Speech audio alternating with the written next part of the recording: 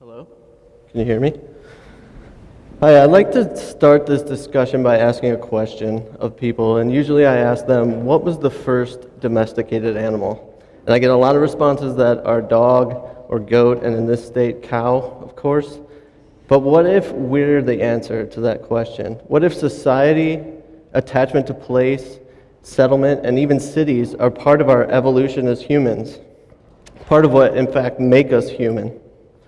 Darwin was the first to sort of suppose that there were physical attributes to us that represented domestication.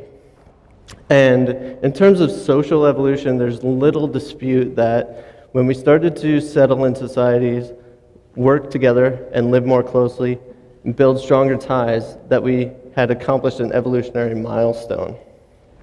But that's not a very easy realization for people to swallow. As a recent article on human domestication mentioned, nobody really likes to be told that they're tame. But what if that attribute is actually responsible for some of the biggest milestones that we've accomplished as humans?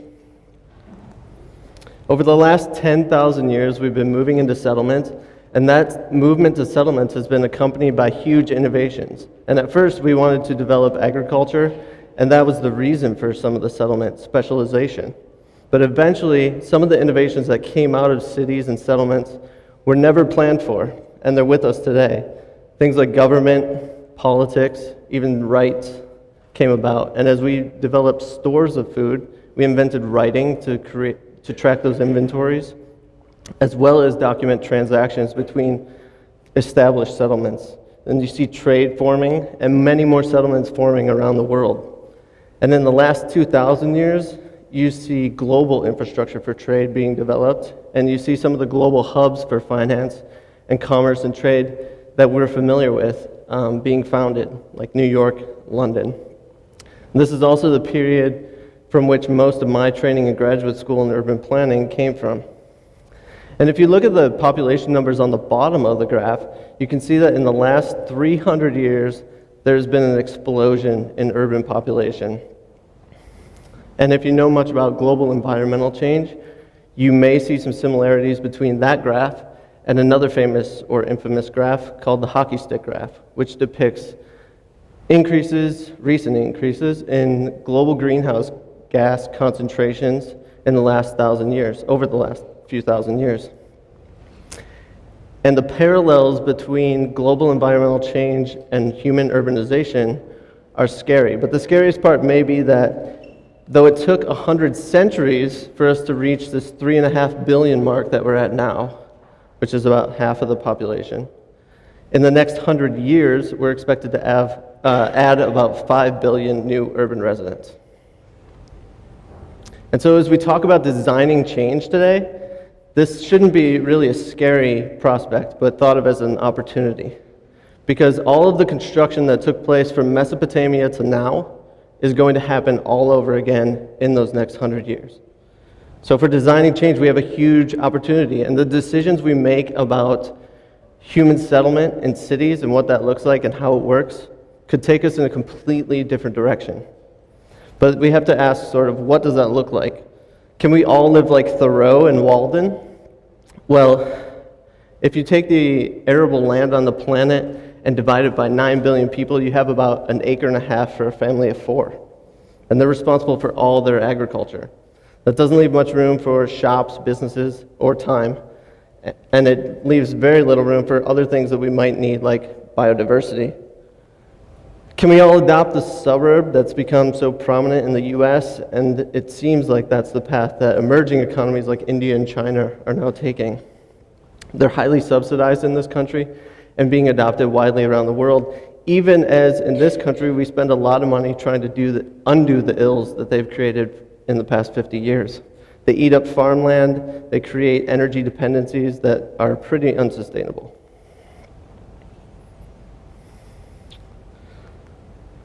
And of course, we want to avoid pitfalls of hyperdensity.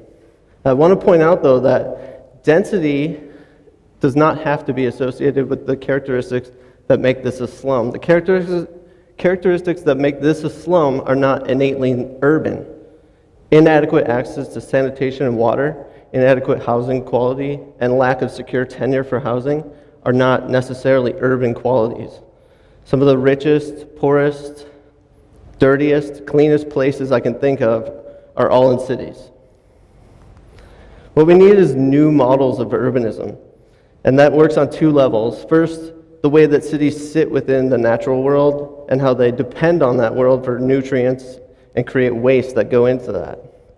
And then second, to think about place. We need to think about cities as designing high-quality place for people to thrive. And that involves not just the physical environment, but the social environment and enabling government structures and civic processes that go with that. So if you look at the trends in global urban population and global environmental change, it would be easy to think of urbanism as the driver of those problems. But I don't think it has to be.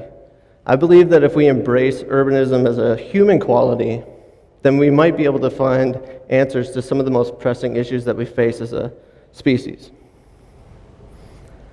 One of the first steps in doing that is to reestablish a connection with nature. Recognizing cities as part of who we are and as part of nature can be important for that. And historically, cities have sort of reinforced this dominance of humans over nature. We pave over farmland, we take the streams and put them into pipes. We have been using nature for our own benefit. New models need to think about how urbanism fits into existing disciplines, and you're already seeing fields like environmental sociology and urban ecology spring up around these ideas. Now, in a more real way, we need to think of urbanism as more than just being rural or urban. That's what the 3.5 billion number would have us believe, that people live in one or the other. But actually, there are degrees of urbanism. If we move from the left to the right, we have higher degrees of urbanism. And that doesn't just mean people living closer together, that means intense use of the land. A lot of different activities occurring on that land. It means quality, places that people want to live in, that people want to take care of, that people want ownership of, they want to work to make better. And it means connectivity. It doesn't mean that something is just close. It means that you can actually get to it. And there are several environmental benefits to moving toward these higher degrees of urbanism. And one that you can see right off the bat is the consumption of land. So if we arrange more people in higher degrees of urbanism, it can act as a conservation strategy for rural and even wilderness lands on the far left side of the spectrum. But it's not just land. We're also seeing that energy use and related pollution can vary with higher degrees of urbanism. And so in this, you see the carbon footprint of different parts of the US, and you can see the green islands of the city, where people live in smaller homes that they have to heat and cool. People drive less, and people own less cars. Fewer cars, I should say. And that's surrounded by red donuts, which are mostly suburban areas. And I'm not saying that suburbs can't exist, but surely they can't exist for the majority of the population as they do in this country, where 2/3 of people live in this type of environment. Cities can represent a very important demand-side strategy, and we don't have a lot of those. We spend a lot of money on this campus even to develop technologies in energy efficiency. But if you develop a more fuel-efficient car just so you can drive further, you're not really making progress. Demand-side strategies can be important. Now, cities work for demand-side strategies because of something that David Owen in his book Green Metropolis calls embodied efficiency. And to describe it, he uses this example where if you live on the red star and you find yourself with single-family homes on either side and eventually commercial districts where you would go to perform your activities, do your shopping, get goods and services, you're really only going to be able to accomplish so much of your life without getting in the car. If this is the distance you'll routinely walk, you really need to borrow from your neighbors or spend money on a car. This type of neighborhood is referred to as requiring a gallon of gas to get a gallon of milk. And if you consider the higher degree of urbanism with vertical living, mixed use, that same distance could be, when you take the elevator or the steps to the ground floor, you can walk that same distance and reach twice the number of destinations that you had to with your car in the previous example. We make a lot of investments in terms of infrastructure. Infrastructures are crucial for day-to-day operation, resiliency of the city, and those investments are much more efficiently used when they're surrounded by higher levels of density and people. You can see just in this example how the space of the road, an important urban infrastructure, is consumed if we're all living in environments that require us to get in our car and drive. The space is much more efficiently used with transit and cycling.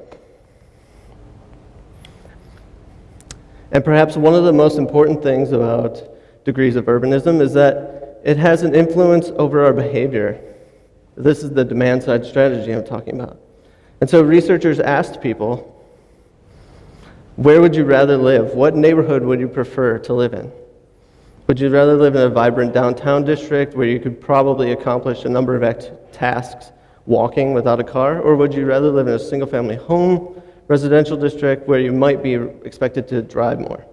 Now, it would follow that you expect people who prefer the neighborhood on the left to be more likely to walk and more interested in walking.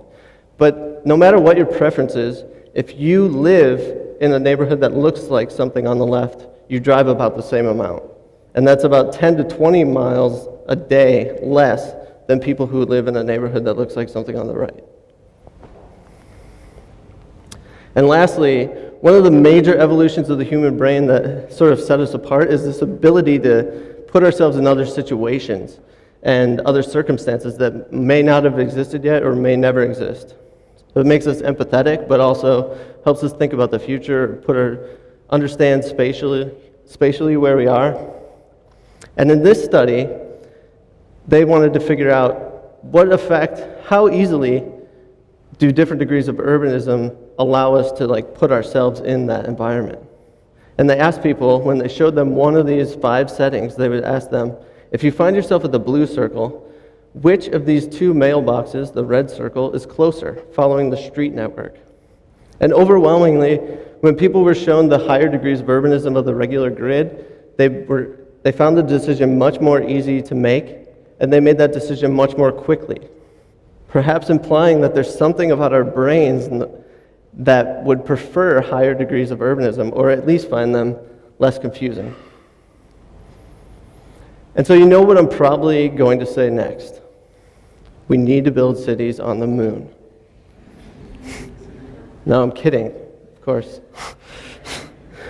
But with any great challenge, people usually evoke the lunar missions or going to the moon. We saw it in the TED Talk earlier today. And most of you are familiar with one lunar mission in particular, Apollo 13. If you don't know it, I'll summarize it, and to put it mildly, they had a problem. You may recall. They were running low on fuel.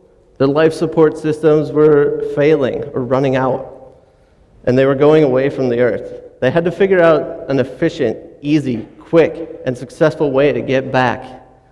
And the way to do that was to use something called a free return trajectory, where you use the momentum, the inertia, and the gravity of the moon to slingshot you 180 degrees back to Earth, completely change your direction.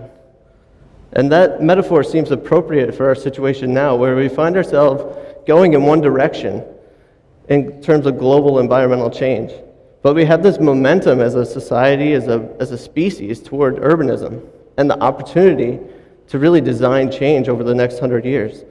And we can find ourselves going in a completely different direction if we embrace urbanism as part of our human nature. Thank you.